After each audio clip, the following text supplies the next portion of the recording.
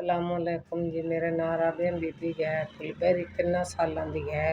माड़े बंदे गरीब बंदे इलाज जो पैसे नहीं इलाज करा सकती। एक मेरी बेटी है मजदूर, बुढ़ा मेरा बंदा मजदूरी कोई कर नहीं सकता। आप मैं बंदियां का काम करती हाँ, घर बच्ची भी पालती पई हैं तो अपना बंदा भी पालती पई है। 3-4 साल हो गए फुलबेरी है मेरे को हिम्मत नहीं जेड़ी मैं इलाज करा सका।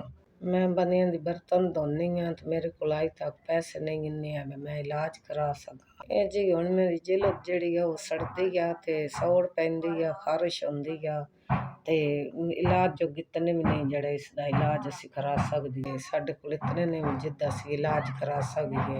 बड़े माड़े बंदे लोकां दा कर कर खाने ते 1 2 3 बेटा तुहाडे 3000 रुपया आ गया मेरे अल्लाह पाक तुहानू खुश रखा, अल्लाह पाक तुहानू आबाद रखा, अल्लाह पाक तुहानू बहुता तो बहुता देवा।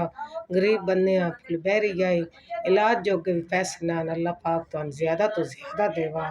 अलहमदुलिल्लाह अल्लाह तुहाडी जिंदगी कर, अल्लाह तुहानू बहुता देवा।